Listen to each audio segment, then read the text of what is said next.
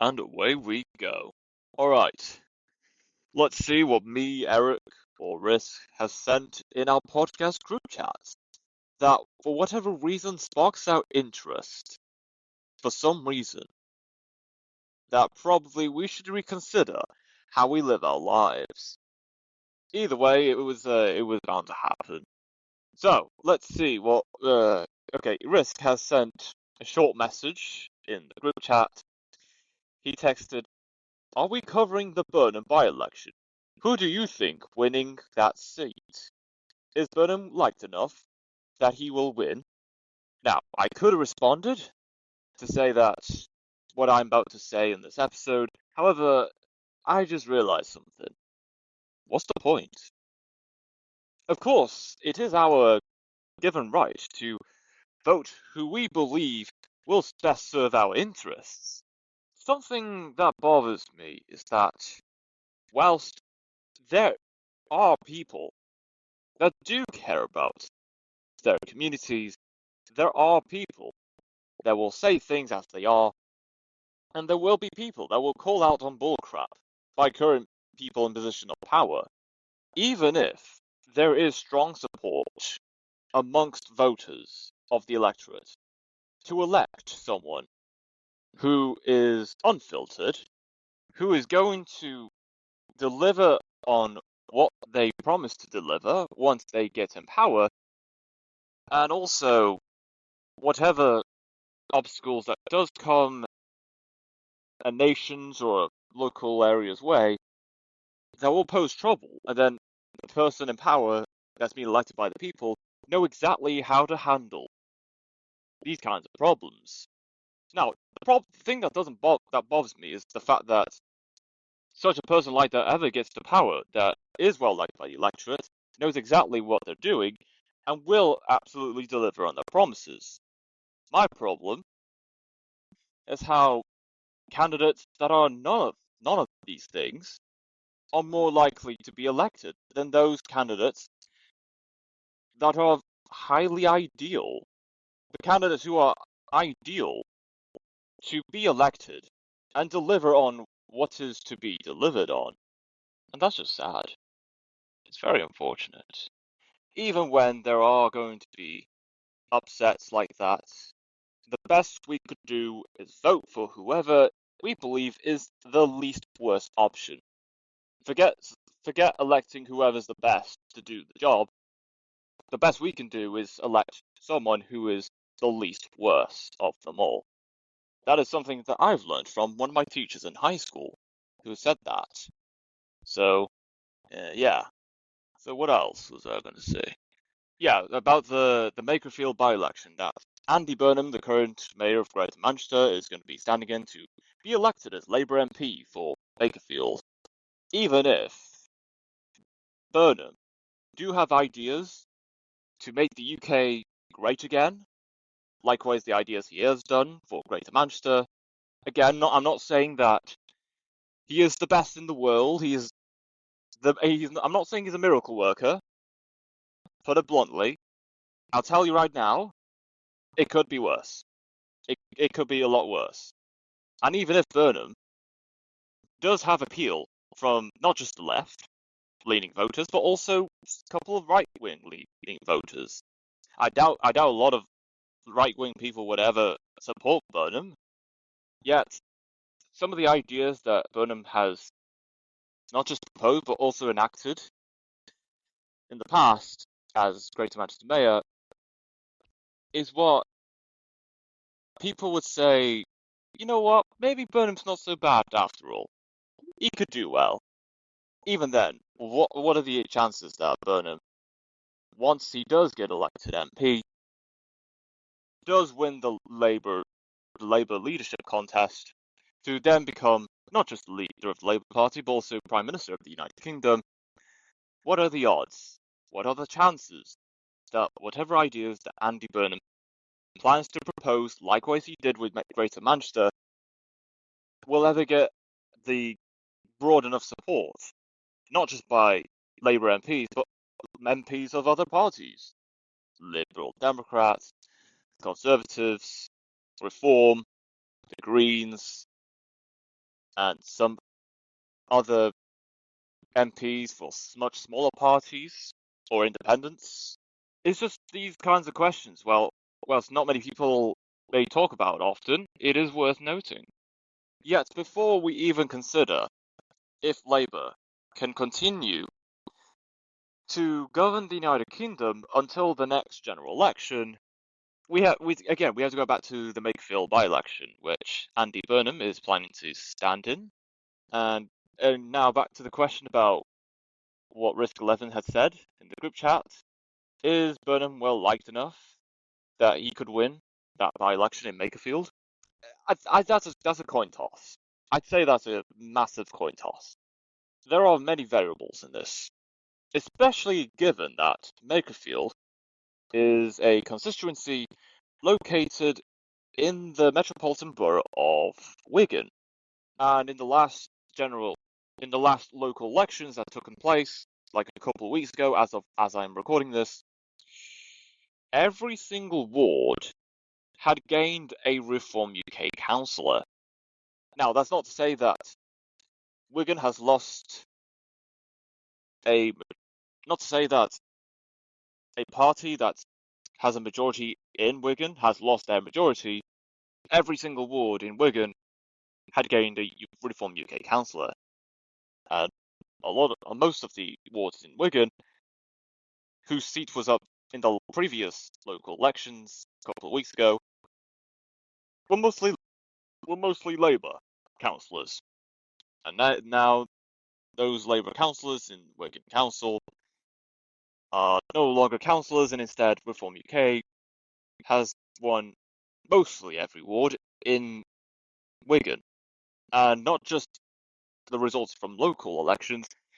In the last general election, 2024, the Reform UK candidate for the Makerfield constituency was only just a couple hundred votes behind Josh Simons, who won the seat for Makerfield, who announced he was stepping down as MP for Makerfield to make way for Andy Burnham. And that's another thing. What if in the event, which in my opinion will most likely happen somehow, what would happen? Reform UK wins the Makerfield by-election. What was the point of Josh Simons stepping down as MP to begin with? Did everyone in Labour or Reform knew this was going to happen, or any other analyst or expert? What are their thoughts on this? What was it? Was a Reform UK win in Makerfield inevitable, or were there factors that really helped Reform get the leg up? It is not looking good for Labour as Labour currently have the seat in Makerfield, and whilst Josh Simons has bravely took the opportunity to step down as MP for Makerfield, so that Andy Burnham could run as an MP for that constituency. And whilst everyone knows this, that in the last local elections, a lot of wards in Wigan, where Makerfield is located in, has won a Reform UK councillor. And even in the last general election in 2024, the margin of votes between Labour and Reform UK are only off by a couple hundred votes. Now, I'm not going to say that Reform UK have this in the bag.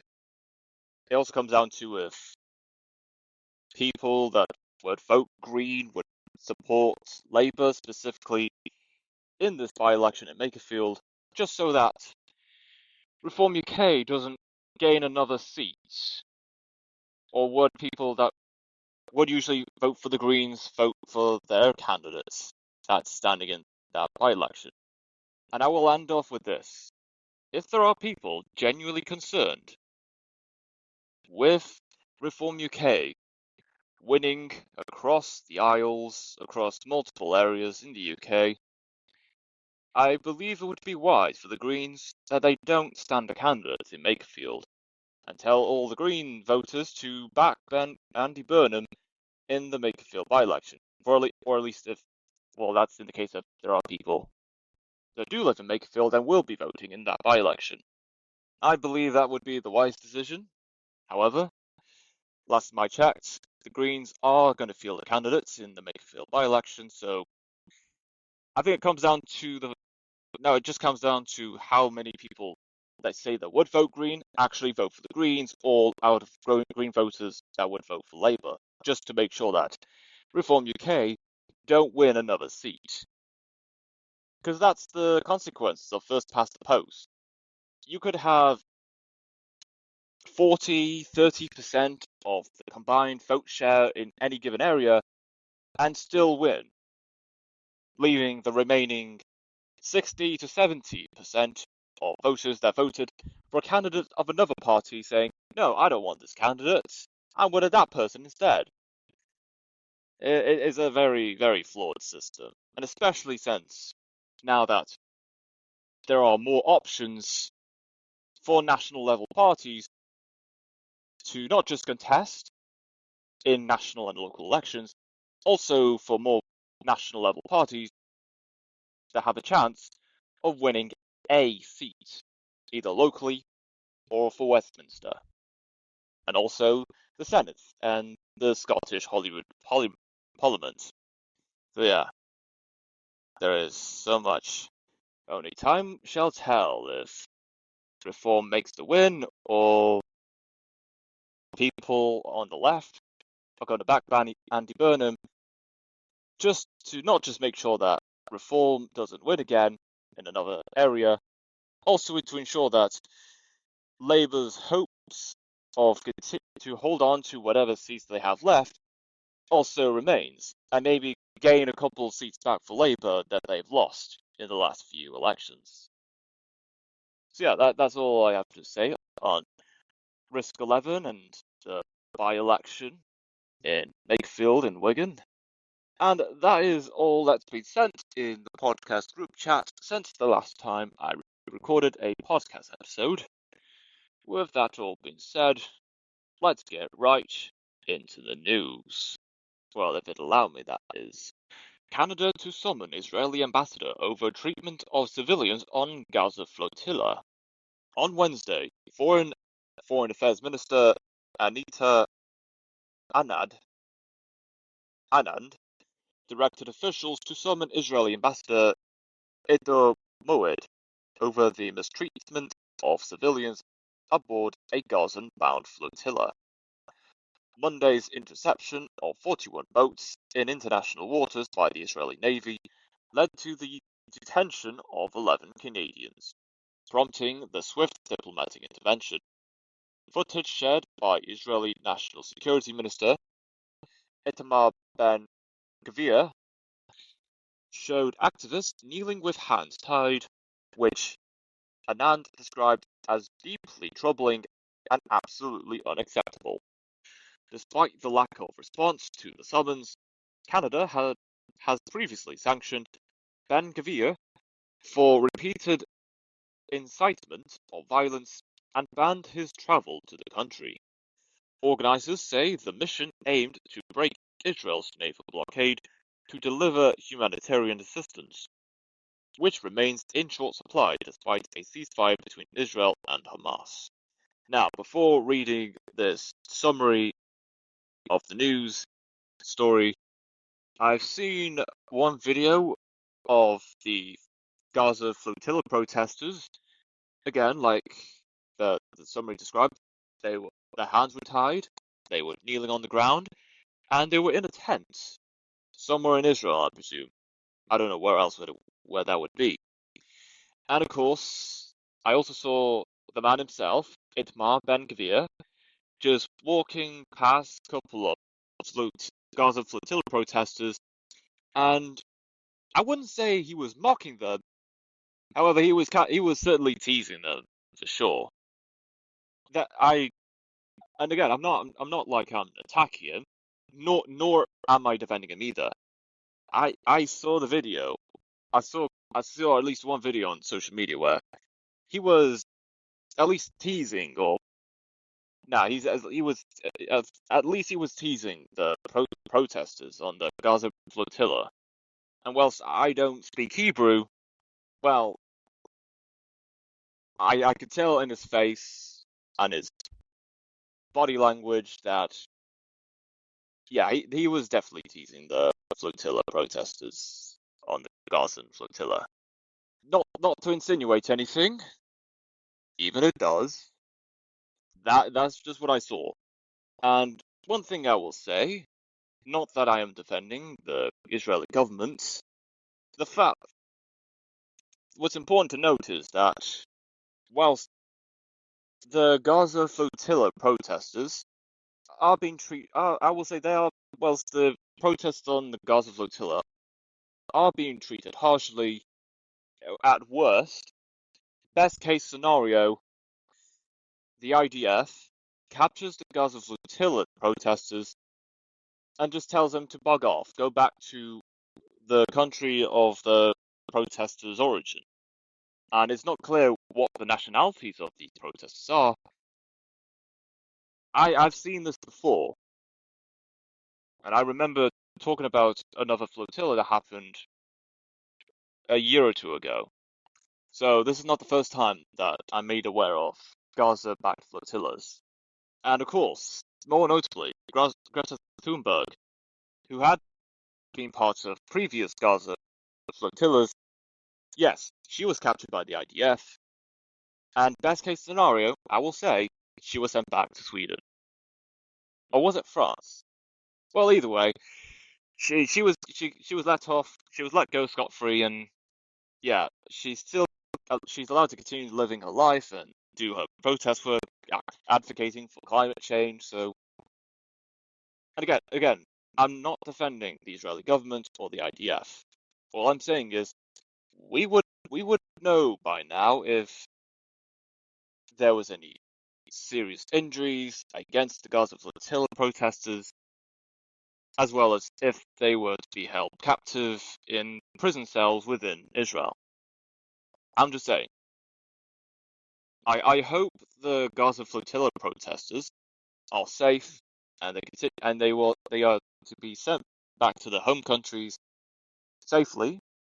Can't stress that enough.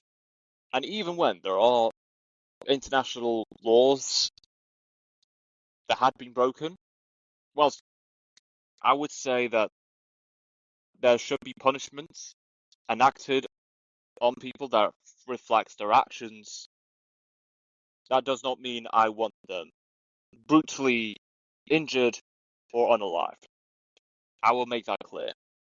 If people are going to break laws that are set out internationally or in a given country, whilst I do believe that there should be punishments to be made that reflects their actions, unaliving them or severely injuring them to the point of bleeding is out of the question. That's just me.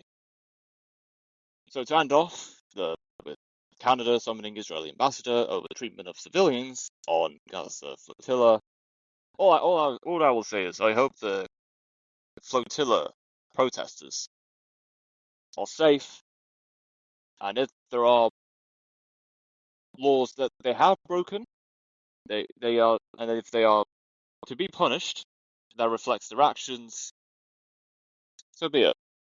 I hope they're not. Again, I hope they're not injured severely to the point of bleeding or unalive. All I will say is if there are laws that people have broken, there should be some level of punishment, if not a balanced punishment that reflects the individual's actions. I will leave it at that. California turns to AI as whale death spike. Oh dear.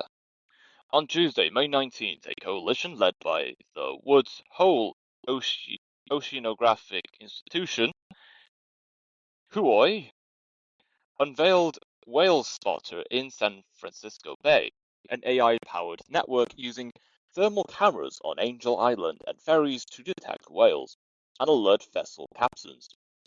Climate change is disrupting Arctic food sources, causing malnourished grey whales to linger in the busy estuary, where at least 40% face deadly ship spikes. Researchers first observed this trend in 2018.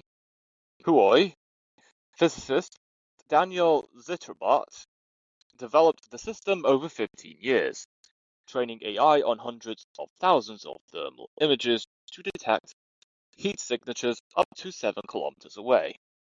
Researchers verified detections before alerting vessels to minimize false positives. Whale biologist Josephine Slathug of Sonoma State University called the technology a huge leap in the right direction to protecting whales, expressing cautious optimism about industry collaboration on long-term solutions. Beyond ship strikes, warming waters increasingly threaten humpbacks. Through entanglement in crab fishing gear, Caitlin Birch, Oceania's Pacific campaign manager, noted that adaptive, science-driven management remains essential to reducing wildlife risk along the West Coast. Okay, so I see that AI is being used to good use after all. That does not excuse the negatives of AI, like energy use from data centers, the construction of data centers, and also major companies using AI to streamline production and to reduce pay for workers, or to reduce the salaries that would have been paid to workers. Yet somehow I've seen that there is a higher cost to running artificial intelligence as opposed to paying employees the minimum salary or slash wage.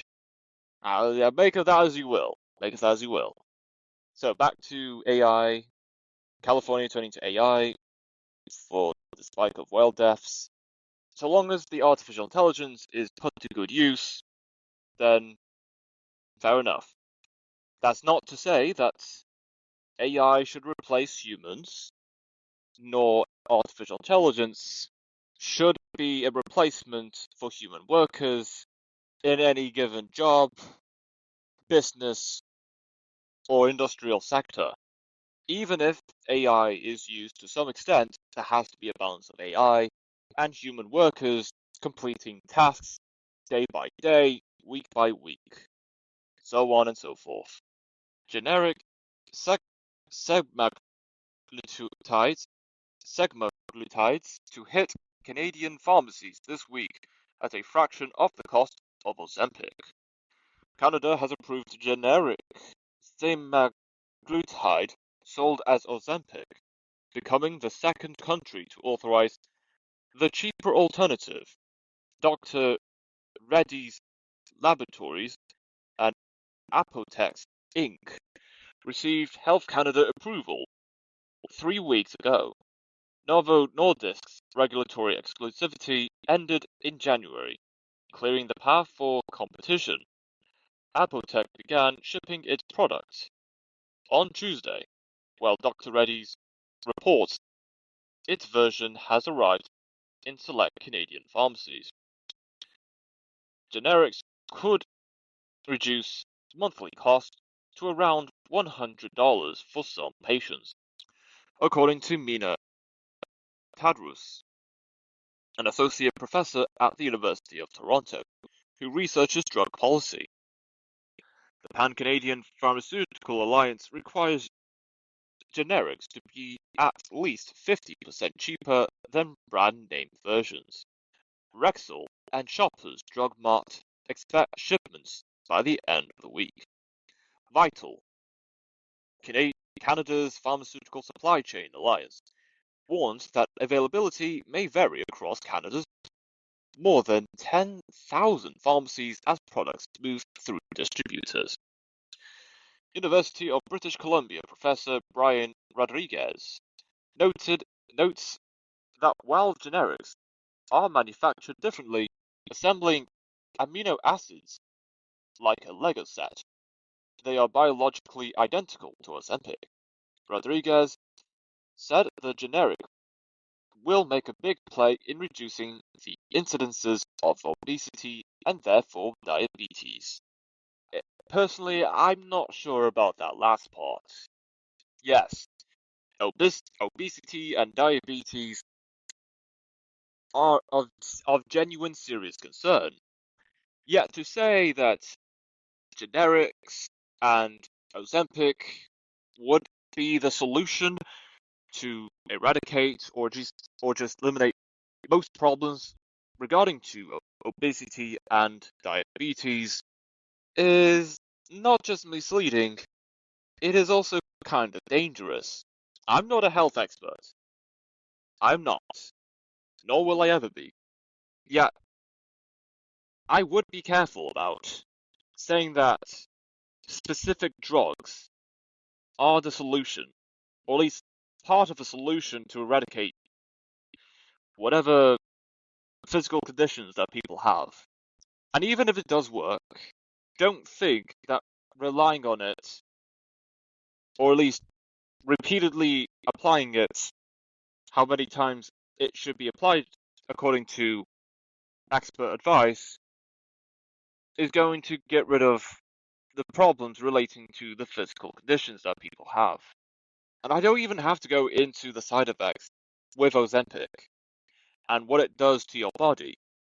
I'm not just going to say that you could go on Google to look at the side effects of Ozempic, or pictures of people displaying themselves showing the side effects of taking Ozempic.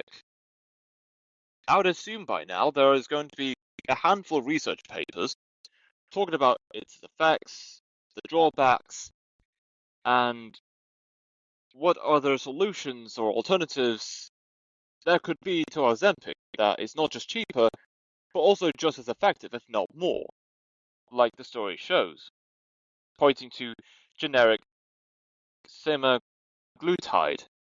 What happened to what happened to eating a 5 a day? Going out, going for a jog, exercise on the treadmill, maybe walk 10,000 steps each day. What was life like to reduce obesity and tackling diabetes like before such drugs like Ozempic or generic semaglutide even existed? Well, there's fruits and vegetables that you could eat to exercise. And again, I'm not saying that the traditional ways of exercise and healthy eating are the solutions. I'm not saying that at all. Yet, even as advanced medicine and drugs are to tackling whatever problems people would have, and even if it does address parts of the problem, to be reliant on a specific drug for whatever problems you have is not just unhealthy, nor is it a consumption of money. It is also going to be a serious problem if at any event you just stop taking whatever drug altogether, and then you will start to see more of the drawbacks becoming more noticeable. Well, I will say, to end off the story, the specific story, it's good to see there are other alternatives to Ozempic to be made available. I wouldn't just jump on the bandwagon and just go and buy loads of generic semaglutide to tackle my physical conditions. There has to be more than just taking prescribed or doctor-approved drugs. There has to be other ways. Drugs alone is not the answer. Nor should it be the answer. That's just me. Serious concerns raised by MPs after rape allegations on Married at First Sight UK. The CMS committee wrote to Channel and Ofcom regarding serious allegations of sexual misconduct on Married at First Sight, questioning the broadcaster's complaints process following a BBC Panorama investigation aired Monday. BBC Panorama aired Monday, detailing claims that one woman was sexually assaulted and two others were raped by partners on the reality show, which sees strangers, quote, marrying after meeting and living together. The Metropolitan Police urged potential victims of sexual assault to contact them on Tuesday, while Channel Chief Executive Priya Dogra apologized Wednesday, calling the woman's accounts very troubling to watch. Channel pulled all Married at First Sight episodes from streaming and linear services Monday, citing an external review commissioned last month into contributor welfare. Though the broadcaster strongly refutes claims of protocol failures. Dogra explained that no decision has been made regarding Married at First Sight Series 6, as the network expects the external review commissioned just days after initial contact in April to be completed later this summer. These days, anyone will do anything for fame and money. And this story is no different. Even if the women on the show, Married at First Sight, they knew what they're getting themselves into, these things should not have been happening to them. No one should be fallen victim to any assault of any kind from any man, and vice versa. Or at least in the case of this story, no woman should ever be victim of any sexual assault from any man. And now starts the question: what Channel 4, the channel responsible for the series, what kind of vetting process was there to ensure that these men aren't going to do anything dodgy, suspicious, or harmful to the women, which they will eventually beat for the series, and other additional vetting process procedures to ensure that whoever is going to be featured on television aren't going to cause any problems both during and after the show. Even if people at Channel 4 are like, oh, we had no idea these men are going to be harmful. We followed all the procedures, yeah, it just fell through the cracks anyway. It's not good enough. Even if there's a reason for why, despite best intentions to ensure that all the procedures are followed correctly and all of the vetting is strictly stripped down, they're going to say that even their best attempts to do whatever we can to ensure people like them don't end up on television, we're not perfect. We're not artificial intelligence. We can't detect whatever comes about in and out and so on.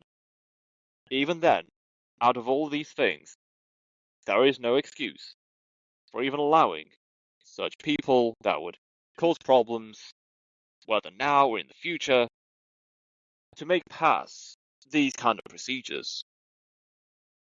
It is only a lesson for Channel 4 to not just improve on their vetting process, they also have to improve on how people within the network proceed with producing content that they're going to show not just on television but also on their dedicated streaming services. You can never be too careful in terms of security, safety, and ensuring that whoever appears on television is suitable to be showcased for television. It may sound vague to most people. Yeah, if there are people that have more to say, then do so. Yet, even if with the best intentions to ensure that problems like this don't happen again, or preventing problems like that from happening to begin with, or even seep through the cracks, it's never enough. And saying, I'm sorry, we will do better, that won't be enough. Actions speak louder than words. If the people that have made the mistake are committed to fixing their wrongs, their actions will show it in how they go ahead with the vetting process, lines of interviews, and other necessary procedures for content producing. And that is it for the episode.